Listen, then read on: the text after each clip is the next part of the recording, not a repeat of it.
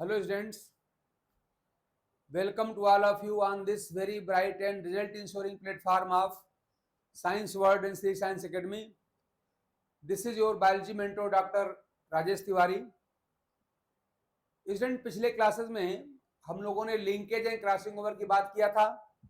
Linkage कैसे हम identify करते हैं, डाई हाइब्रिड टेस्ट क्लास में क्या डिविएशन होगा तो हम लिंकेज समझेंगे. वहां देखा गया था कि अगर आपने कोई अगर डाई हाइब्रिड टेस्ट क्लास कराया और उसका अगर रिजल्ट 1:1:1:1 से हट के कुछ भी और आ जाए तो आप कहेंगे वहां पर लिंकेज है. लिंकेज केस में बताया गया था सारे जो गैमेट बनते हैं डाई हाइब्रिड ऑर्गेनिज्म के द्वारा वो सब के सब जो होते हैं उनका नंबर डिफरेंट होता है, प्रोपोर्शन डिफरेंट होता है. ये सारी बात हम देख चुके हैं. उस पर मैंने आपको भी बता दिया था कि अगर आपको डिस्टेंस दे दिया जाए लिंक्ड जीन के बीच में तो क्रोम में गैमेट्स का नंबर कैसे निकालते हैं या इसका उल्टा कैसे किया जाता है, ये सारी बात हम न्यूमेरिकल के माध्यम से आपको दिखा चुके हैं. तो हम लोग का टॉपिक यहाँ पे कंप्लीट होता है. कंप्लीट लिंकेज क्या है, इनकम्प्लीट क्या है, सारी बात आप विधिवत देख चुके हैं. इसके बाद कोई डाउट किसी के पास अगर होगा तो हमको बताइएगा, उस पर हम फिर आपसे बात कर लेंगे या डाउट से ले लिया जाएगा. आज से हम लोग एक नया टॉपिक स्टार्ट करते हैं, म्यूटेशन. म्यूटेशन और म्यूटेशन में जाए समझिए, पहले हम बात करते हैं म्यूटेशन असल में क्या होता है, तब फिर बात करें क्रोमोसोमल म्यूटेशन की. तो बेटर होगा कि पहले हम शुरुआत कर लें आपसे म्यूटेशन की ही, तब बात करें क्रोमोसोमल म्यूटेशन की. तो अभी आप इसको रहने दीजिए. म्यूटेशन, म्यूटेशन क्या चीज है. तो आपने इसकी हिस्ट्री पढ़ी है कि साइंटिस्ट थे ह्यूगो डी ब्रिज. आज करिए ह्यूगो डी ब्रिज, बड़ा आप जानते हैं हिस्टोरिकल एक केस है. ह्यूगो डी ब्रिज ये साइंटिस्ट हैं.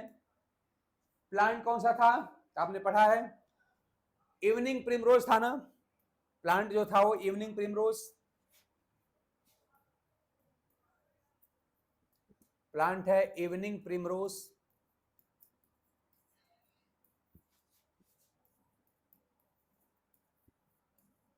बॉटनिकल नेम इसका है ओइनोथेरा लैमार्कियाना ना.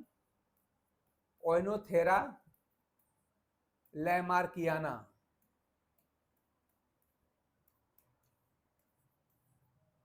ये प्लांट है, आप जानते हैं. इन्होंने देखा था असल में इसकी दो वैरायटी होती है. ये अमेरिकन प्लांट है तो इसकी दो वैरायटीज थी. एक इसकी ड्वार्फ वैरायटी थी और एक गिगैस या जाइंट वैरायटी थी.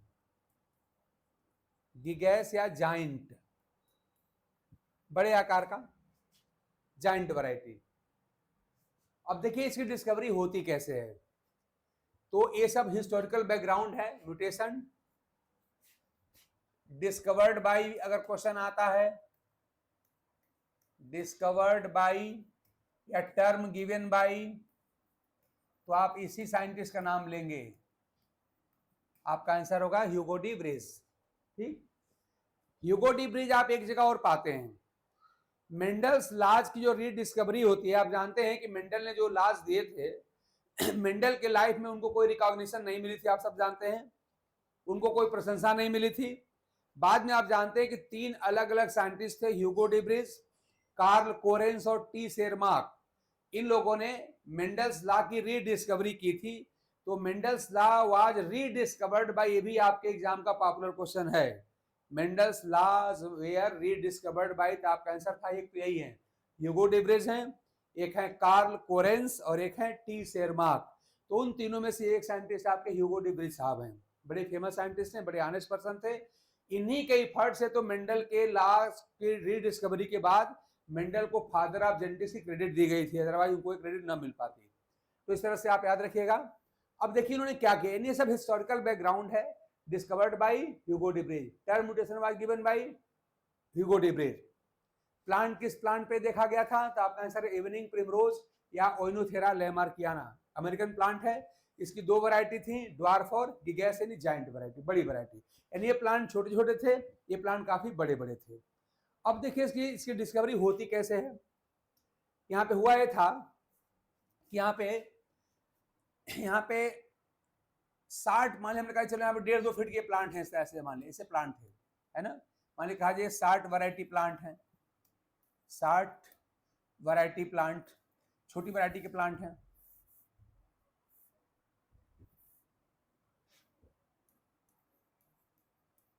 साठ वैरायटी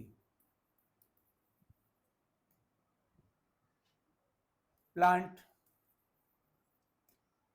अब इन्हीं 60 वैरायटी प्लांट में इन्होंने क्या देखा कि कुछ प्लांट थे जिनकी हाइट काफी अधिक थी। इसी के बीच में मान लीजिए कहा जाए एक ऐसा प्लांट हो, मान लीजिए ये प्लांट, मान लीजिए ये काफी लंबा है, काफी लंबा है, काफी स्टाउटर भी है, इसका तना जो है स्टेम इसका काफी स्ट्रांग है, मोटा सा है, इसकी लीफ काफी बड़ी बड़ी हैं। ये इसको मैं गिगैस वैरायटी कह रहा हूं, गिगैस या जाइंट वैरायटी। अब खाली लाइन खींचिए, इसको आप प्लांट समझिएगा, मैं लीफ कर नहीं बना रहा हूं, समझ जाएगा वैसे ही। Variety, गिगैंट variety.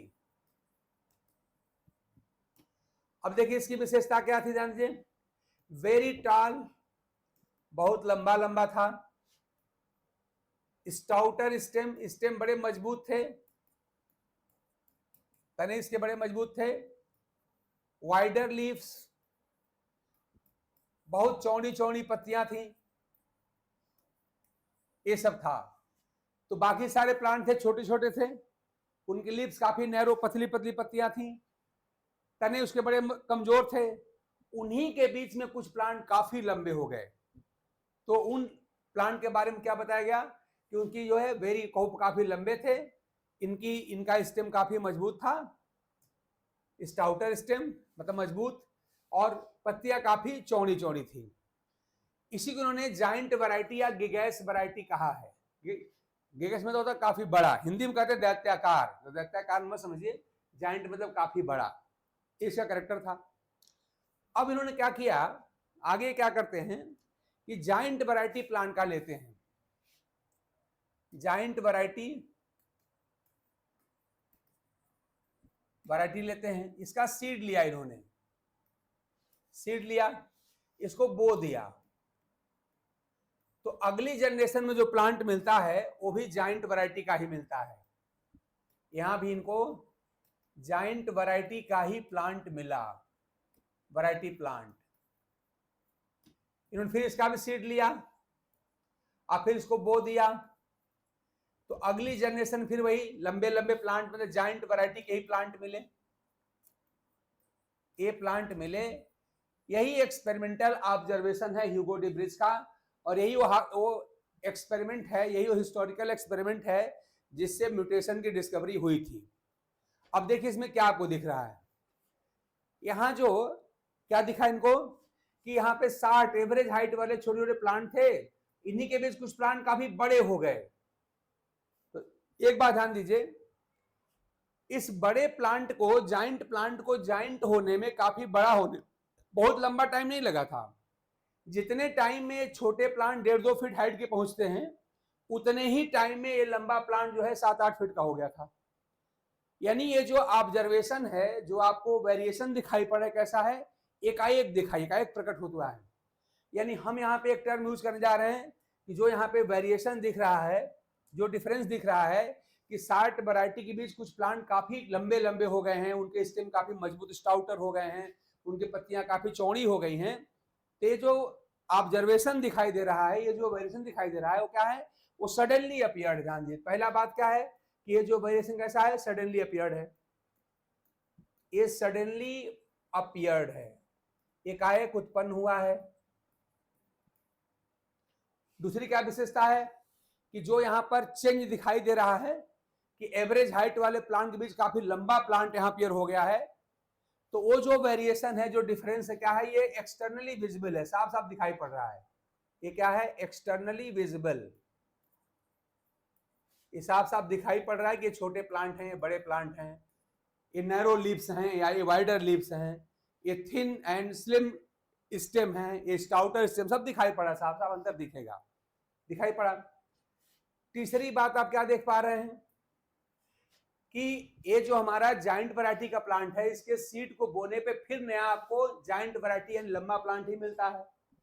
फिर यहाँ पे जो सीड को बोया गया फिर लंबा प्लांट मिलता है।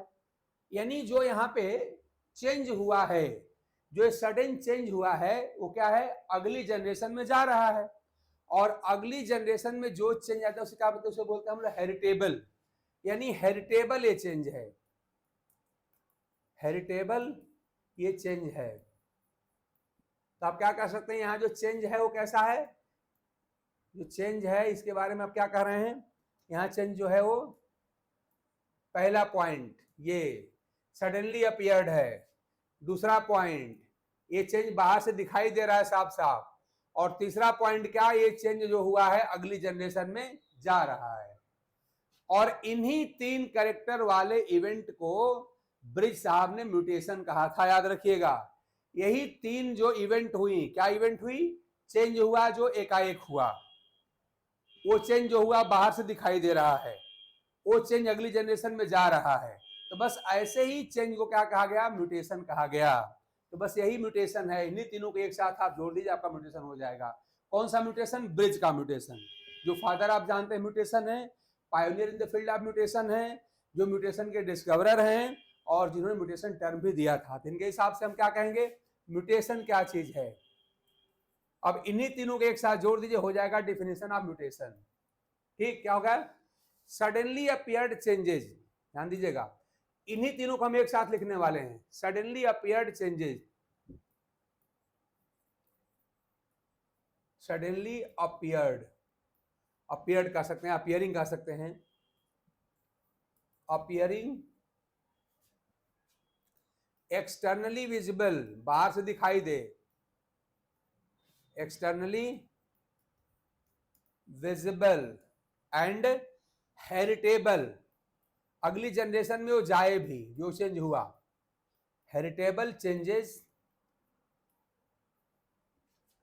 आर कॉल्ड म्यूटेशन, यही कहलाते हैं म्यूटेशन। देखिए हमने इन्हीं तीनों को एक साथ शामिल कर दिया है, तो आपका डिफिनेशन बन गया, ये म्यूटेशन है। ठीक ना, क्या कंडीशन है, वो जो चेंज है एकाएक उत्पन्न होना चाहिए, सडनली अपीयरिंग होना चाहिए, एक्सटर्नली विजिबल, बाहर से दिखाई देना चाहिए, और हेरिटेबल मतलब जो चेंज हुआ है वो अगली जनरेशन में जाना भी चाहिए।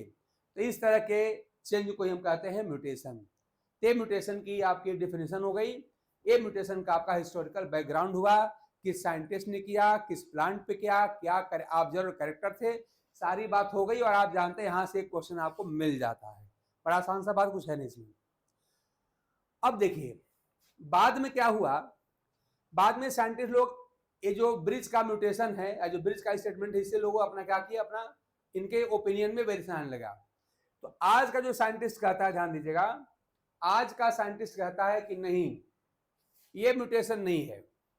आज के साइंटिस्ट लोग क्या कहते हैं, वो कहते हैं कि जो चेंज होता है वो जीन के लेवल पर होना चाहिए। इन्हों कहते हैं कि any change which alters or modify the structure of gene. ध्यान दीजिएगा, मॉडर्न टाइम में अब क्या कह रहे हैं, अब बात बदल गई है। मॉडर्न टाइम या मॉडर्न जेनेटिसिस्ट क्या कहते हैं, वो ब्रिज से डिफर करते हैं। वो क्या कहते हैं कि any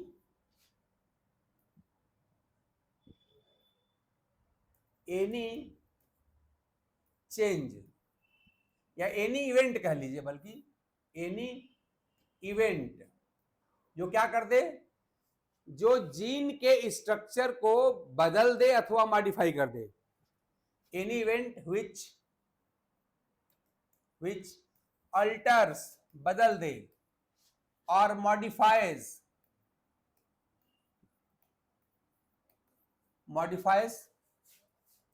the molecular structure of gene, molecular structure of gene,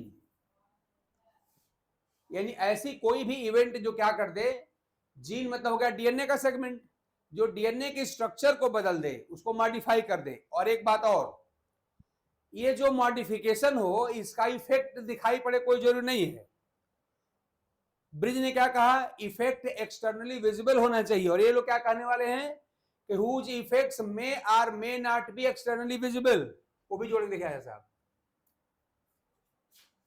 and whose effect, जिसका प्रभाव, ये कहते हैं दिखाई देना कोई जरूरी नहीं है, हुज इफेक्ट मे और मे not be visible, may not be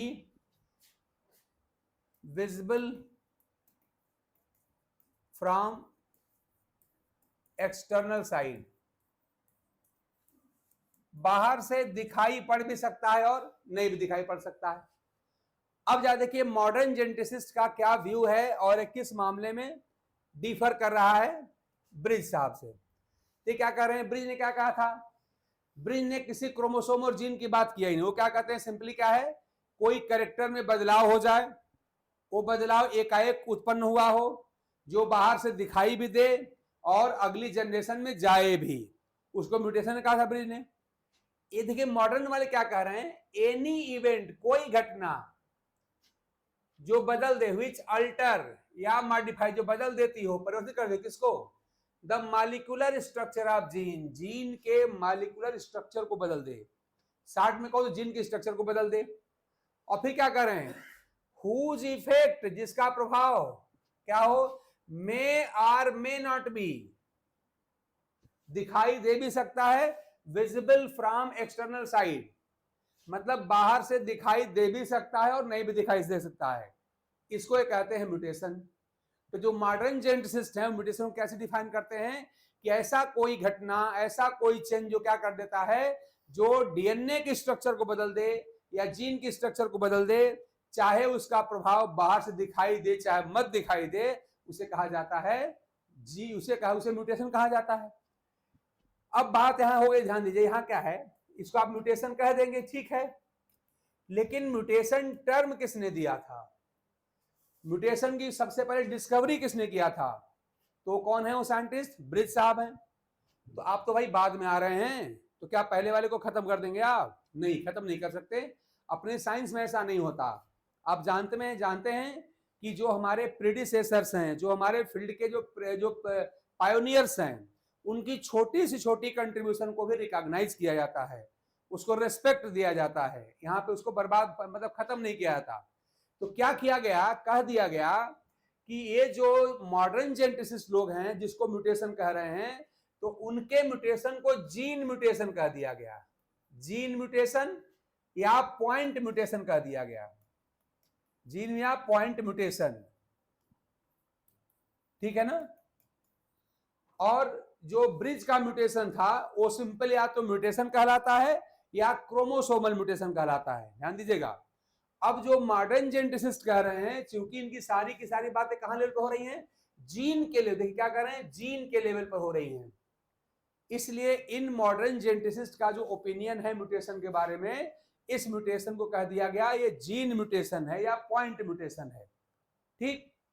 क्योंकि जो ब्रिज ने कहा था वो बिल्कुल हिस्टोरिकल बात है, वो पायोनियर है अपने फील्ड के, फादर है अपने फील्ड के, इसलिए उनको हम खत्म डिस्कार्ड तो कर नहीं सकते।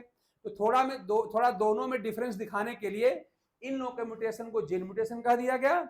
और बाद में देखा गया था कि असल में जो ब्रिज का म्यूटेशन था वहां क्रोमोसोम का नंबर डबल हो गया था, या कह लिया प्लाइडी का चेंज हो गया था, यानी जो 60 वैरायटी के प्लांट थे वो सब के सब डिप्लाइड थे, डाइप्लाइड थे, और जो जाइंट वैरायटी था, जो प्लांट काफी बड़े बड़े हो गए थे, वो सब के सब टेट्राप्लाइड हो गए थे, यानी सिंपली वहां क्रोमोसोम का नंबर बदल गया था या डबल हो गया था कह लीजिए, या प्लाइडी चेंज हो गया था। इसीलिए अब हम ब्रिज के म्यूटेशन क्या तो सिंपली म्यूटेशन या क्रोमोसोमल म्यूटेशन कहते हैं, ध्यान दीजिएगा। ब्रिज के म्यूटेशन को हम क्या बोलते हैं, क्रोमोसोमल म्यूटेशन कहते हैं। ध्यान दीजिए, जो ब्रिज का म्यूटेशन है उसको हम क्या कहते हैं,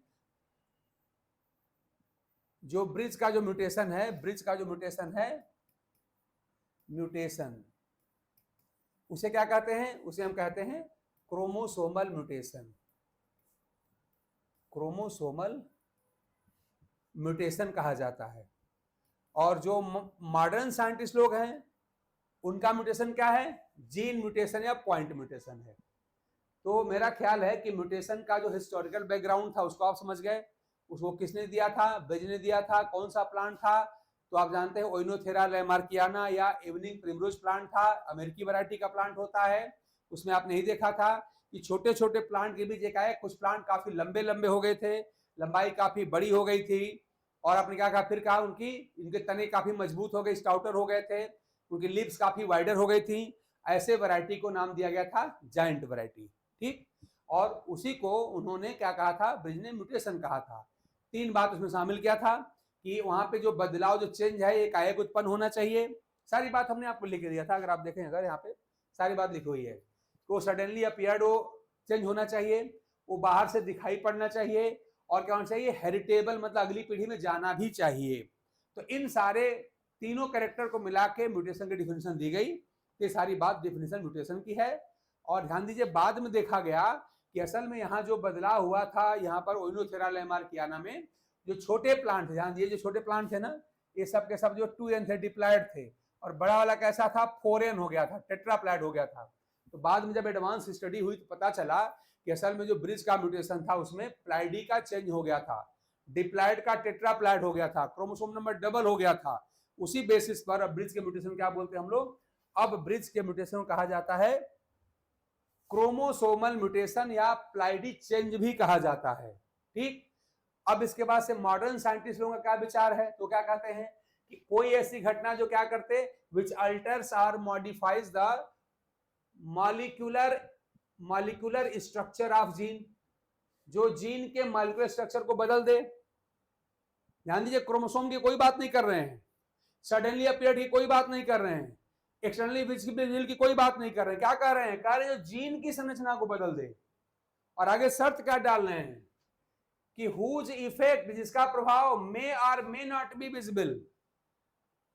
ब्रिज ने कहा था जिसका प्रभाव बाहर से दिखाई देना चाहिए, ये क्या कर रहे हैं कि प्रभाव चाहे दिखे चाहे मत दिखे। ठीक है ना, वो म्यूटेशन है। तो कोई भी ऐसा चेंज जो क्या कर दे, जीन के स्ट्रक्चर को बदल दे, चाहे उसका प्रभाव दिखाई पड़े या न दिखाई पड़े, उसको लोग म्यूटेशन कहते हैं। लेकिन म्यूटेशन टर्म पहले ही ब्रिज ने दे दिया था, तो क्या ब्रिज के डिस्कवरी को, रिसर्च को आप डिस्कार्ड कर देंगे? नहीं किया जा सकता, साइंस में ऐसा नहीं होता। इसलिए इन मॉडर्न साइंटिस्ट के म्यूटेशन को क्या कहा गया, जीन म्यूटेशन या पॉइंट म्यूटेशन कहा जाता है।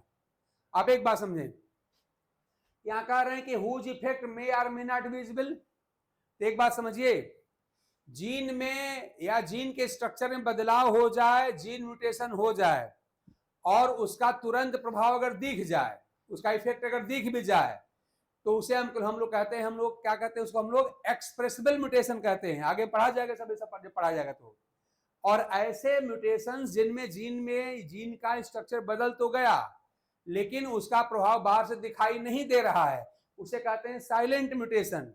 ठीक ना, इसका मतलब जीन म्यूटेशन होते हैं वो साइलेंट हो सकते हैं, मतलब म्यूटेशन तो हो गया लेकिन उसका प्रभाव दिखाई नहीं दे रहा है।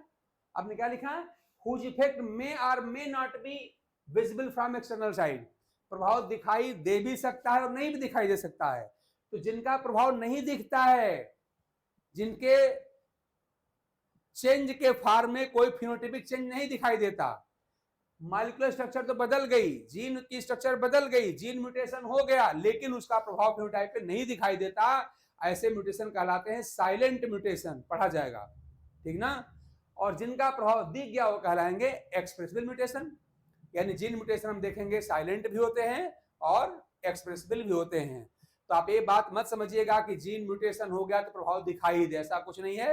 ये सारी कंडीशन हम देखेंगे कि किन कंडीशन में जीन में म्यूटेशन अगर हो गया या बदलाव हो गया तो प्रभाव दिखता है और किस कंडीशन में नहीं दिखता है। तो आई होप कि अब मेरी बात आप समझ गए होंगे कि ब्रिज का म्यूटेशन मॉडर्न जेनेटिसिस्ट के म्यूटेशन से कैसे, यहाँ पर जेनेटिसिस्ट स्पेलिंग गलत लिख गई है, जेनेटिसिस्ट होता है, जेनेटिसिस्ट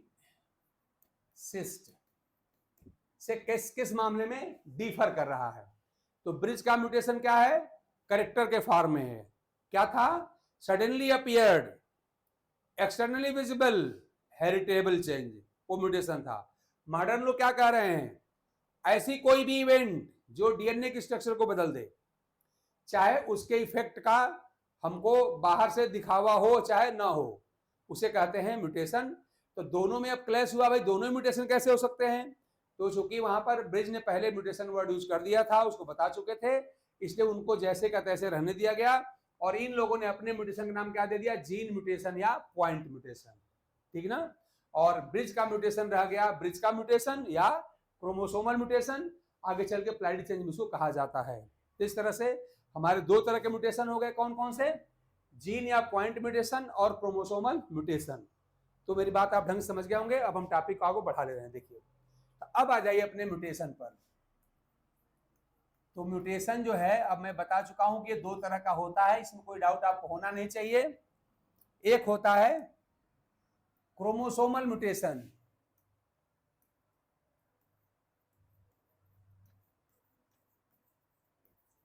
क्रोमोसोमल म्यूटेशन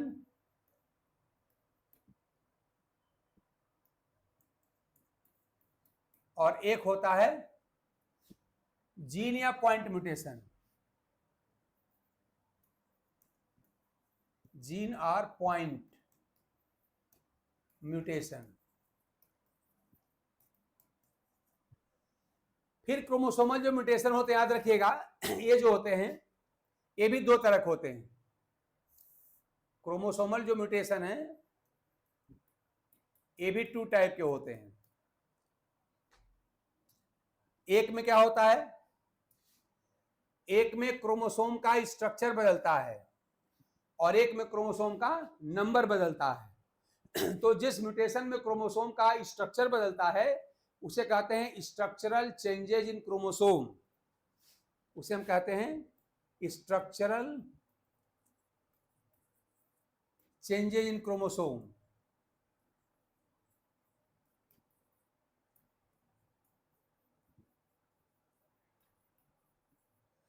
और दूसरा जिसमें क्रोमोसोम का नंबर बदलता है उसे कहते हैं numerical changes in chromosome,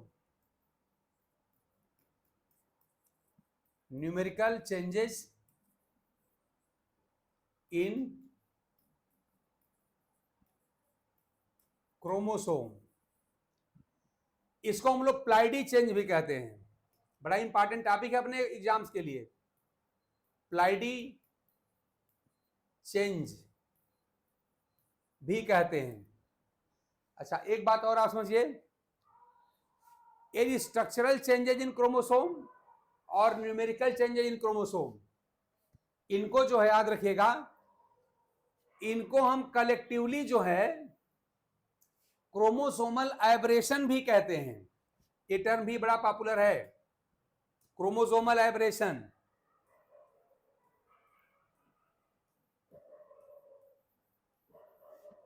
chromosomal abrasion,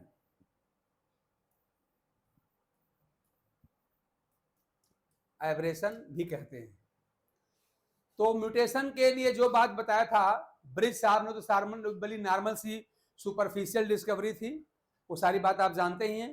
main बात यहां पर क्या है कि क्रोमोसोमल म्यूटेशन में क्रोमोसोम का स्ट्रक्चर बदलेगा, ये स्ट्रक्चर चेंज हम इसको पढ़ेंगे, इसका डिटेल हम लोग करना पड़ेगा, और फिर न्यूमेरिकल चेंज हमको पढ़ना पड़ेगा। मतलब कुल मिलाकर के हमको यहाँ पे क्रोमोसोमल एब्रेशन का डिटेल करना पड़ेगा, टाइम लेगा, ढेर सारा टर्म है, बड़ी इंपॉर्टेंट टॉपिक है और खूब क्वेश्चन देता है, और आगे चल फिर जीन म्यूटेशन भी पढ़ा जाएगा। तो इस तरह से हम अपने म्यूटेशन को हम दो टाइप में बांटेंगे। एक रहेगा क्रोमोसोमल एब्रेशन जिसमें हम स्ट्रक्चरल चेंज इन क्रोमोसोम देखेंगे और न्यूमेरिकल चेंज इन क्रोमोसोम देखेंगे, और एक होगा जहां पे हम लोग जीन या पॉइंट म्यूटेशन देखेंगे, ठीक ना। तो मैंने ढंग से बहुत कैटेगोरिकली मैंने स्पष्ट कर दिया कि ब्रिज के समय जो हिस्ट्री स्टार्ट हुई उसमें कितनी बात थी, आगे चल के उसमें क्या पाया गया, फिर आगे चल के मॉडर्न लोग आए तो वो लोग क्या कह रहे हैं, फिर दोनों में क्या क्या वेरिएशंस हुए, कैसे कैसे आपने बताया किसको क्रोमोसोमल म्यूटेशन कहेंगे, किसको जीन या पॉइंट म्यूटेशन कहेंगे, दोनों में सिमिलरिटीज क्या क्या हैं, दोनों में डिफरेंसेस क्या हैं। आई होप मेरी सारी बात आप लोग समझ गए होंगे, ठीक है ना। अब इसके बाद से हम लोग क्या करेंगे, एक एक करके पढ़ेंगे। पहले स्ट्रक्चरल चेंजेज इन क्रोमोसोम सारा पढ़ लिया जाएगा, उसके बाद से न्यूमेरिकल चेंजेज इन क्रोमोसोम पढ़ा जाएगा, इन दोनों के साथ ही क्रोमोसोमल म्यूटेशन आपका पूरा होगा, और तब इसके बाद से पढ़ना पड़ेगा अपना जीन या पॉइंट म्यूटेशन। और इस तरह से हम लोग आज के टॉपिक को आगे बढ़ाते हुए हम लोग शुरू करने चल रहे हैं क्या, स्ट्रक्चरल चेंजेज इन क्रोमोसोम, यानी क्रोमोसोमल एब्रेशन हमारा दोनों मिला के टॉपिक हुआ, इसका एक सब टॉपिक है स्ट्रक्चरल चेंजेज इन क्रोमोसोम। इसी की शुरुआत अभी हम करने चल रहे हैं। चलिए शुरुआत करते हैं हम लोग स्ट्रक्चरल चेंजेज इन क्रोमोसोम।